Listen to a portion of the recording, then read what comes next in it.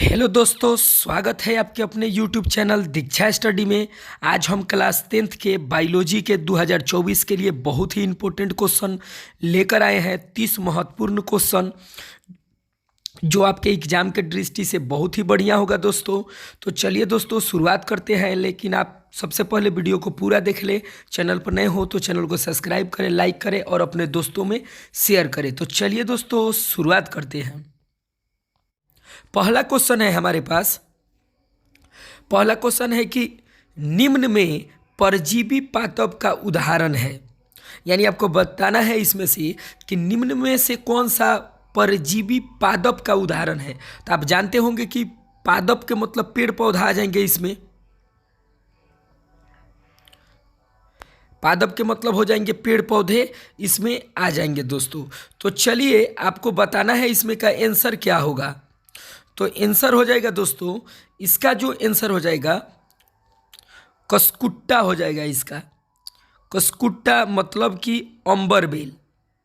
कसकुट्टा मतलब अमरवेल जो होता है यही होता है, कसकुट्टा के नाम से भी जानते हैं, अमरवेल। तो चलिए दोस्तों अगला क्वेश्चन देखते हैं। 2 नंबर क्वेश्चन देखते हैं हम लोग। 2 नंबर क्वेश्चन है कि प्राकृतिक में ऑक्सीजन का संतुलन कैसे बना रहता है, यानी क्या कारण है कि ऑक्सीजन का संतुलन हमेशा बना रहता है। तो आप जानते होंगे दोस्तों कि प्राकृतिक में हम लोग को ऑक्सीजन कौन देता है, तो पेड़ पौधा देता है ऑक्सीजन। और ये जो ऑक्सीजन मिलता है वो प्रकाश संश्लेषण की क्रिया होने से मिलता है प्राकृतिक में। तो चलिए दोस्तों अगला क्वेश्चन देखते हैं। 3 नंबर क्वेश्चन है कि प्रकाश संश्लेषण की क्रिया होती है। आपको बताना है कि प्रकाश संश्लेषण की क्रिया किस में होती है। तो आप जानते होंगे कि प्रकाश संश्लेषण की क्रिया जो होता है दोस्तों वो पेड़ पौधा में होता है। आपका हरे पेड़ पौधा में प्रकाश संश्लेषण की क्रिया होती है। तो आंसर हो जाएगा हरे पेड़ पौधे में। तो चलिए दोस्तों 4 नंबर क्वेश्चन देखते हैं हम लोग। 4 नंबर क्वेश्चन है कि ग्लूकोज के एक अणु में ऑक्सीजन के कितने परमाणु होते हैं, यानी कि ग्लूकोज के एक अणु में ऑक्सीजन के कितने परमाणु होते हैं। तो आप जानते होंगे दोस्तों कि ग्लूकोज का जो सूत्र होता है वो होता है C6H12O6 ये होता है। तो ऑक्सीजन के परमाणु पूछ रहा है तो इसका आंसर हो जाएगा 6, ये वाला आंसर 6 हो जाएगा। तो चलिए दोस्तों अगला क्वेश्चन देखते हैं हम लोग।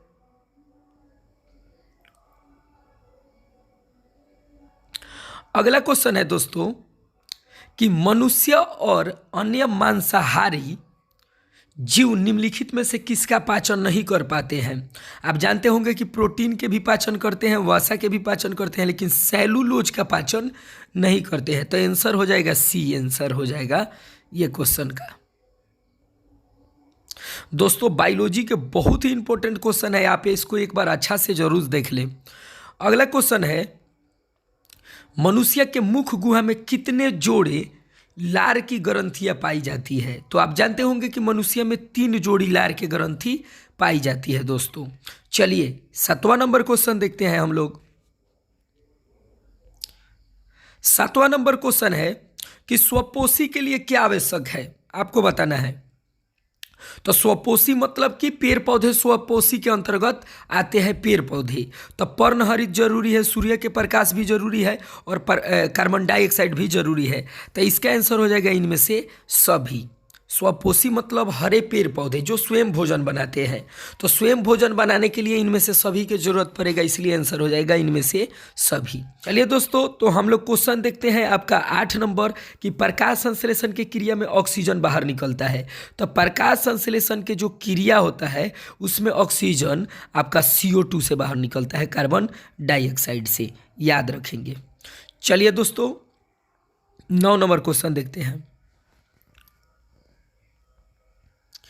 9 नंबर क्वेश्चन है कि मैग्नीशियम पाया जाता है। तो आप जानते होंगे दोस्तों ये चारों प्रोफाइल में मैग्नीशियम पाया जाता है, जिस कारण पत्ते हरे भी होते हैं। चलिए दोस्तों 10 नंबर क्वेश्चन देखते हैं। 10 नंबर क्वेश्चन है कि क्लोरोफिल वर्णक का रंग कैसा होता है।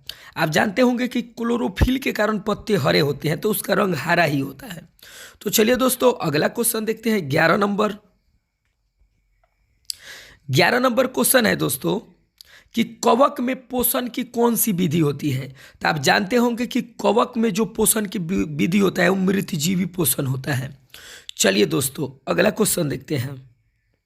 12 नंबर क्वेश्चन है पत्तियों में गैसों का आदान प्रदान कहाँ से होता है। तो आप जानते होंगे कि पत्तियों में गैसों का आदान प्रदान रंध्र के द्वारा होता है। चलिए दोस्तों 13 नंबर क्वेश्चन देखते हैं। कुटपाद किस में पाया जाता है। तो आप जानते होंगे कि कुटपाद अमीबा में पाया जाता है, क्योंकि इसके द्वारा यह भोजन अपना पकड़ता है। अगला क्वेश्चन, अमीबा अपना भोजन कैसे पकड़ता है। सेम वैसा ही क्वेश्चन है, उसके उल्टा है, कुटपाद द्वारा हो जाएगा। आंसर हो जाएगा कुटपाद के द्वारा वो ग्रहण कर लेता है भोजन को। अगला क्वेश्चन देखेंगे 15 नंबर क्वेश्चन है दोस्तों, अम्ल का पीएच मान होता है। आप जानते होंगे कि अम्ल स्वाद में खट्टा होता है। अम्ल स्वाद में कैसा होता है दोस्तों, खट्टा होता है, और इसका पीएच मान 7 से कम होता है। तो ऑप्शन नंबर ए हो जाएगा 7 से कम। क्षार कहेगा तो 7 से ज़्यादा हो जाएगा, उसका हो जाएगा 7 से अधिक, और कहेगा उदासीन विलयन का पीएच मान तो वो 7 हो जाता है। तो चलिए दोस्तों हम लोग 16 नंबर क्वेश्चन देखते हैं। 16 नंबर क्वेश्चन है सभी जीव जंतुओं के लिए ऊर्जा का अंतिम स्रोत क्या है। तो आप जानते होंगे कि पृथ्वी लोक पर जितना जीव जंतु है उसके लिए अंतिम ऊर्जा का स्रोत ये सूर्य ही है, जिससे हम लोग को प्रकाश का प्राप्ति होती है। चलिए अगला क्वेश्चन देखते हैं।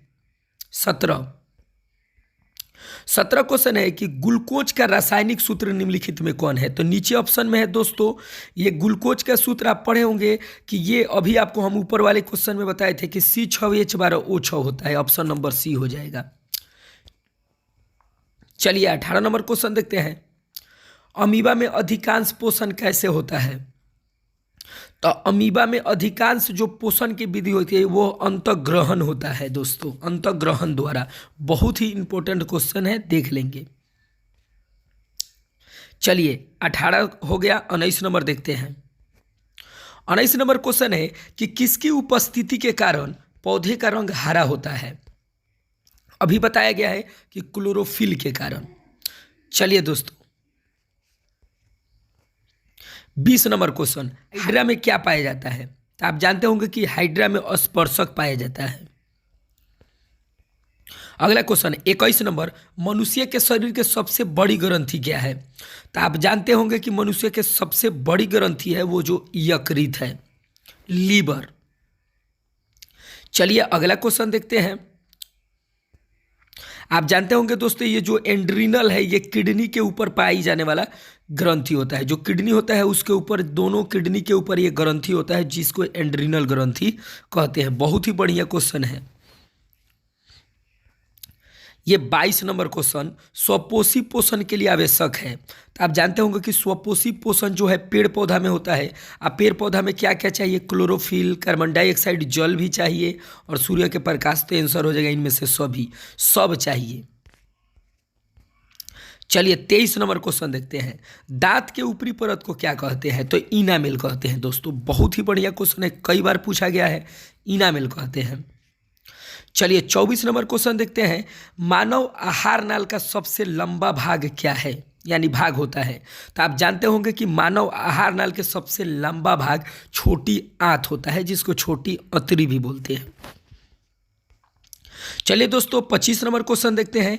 पौधों में भोजन किस रूप में जमा होता है। आप जानते होंगे कि पौधों में भोजन स्टार्च के रूप में जमा होता है, स्टार्च के रूप में भोजन जमा होता है। अगला क्वेश्चन, पीत रस कहाँ स्रावित होता है।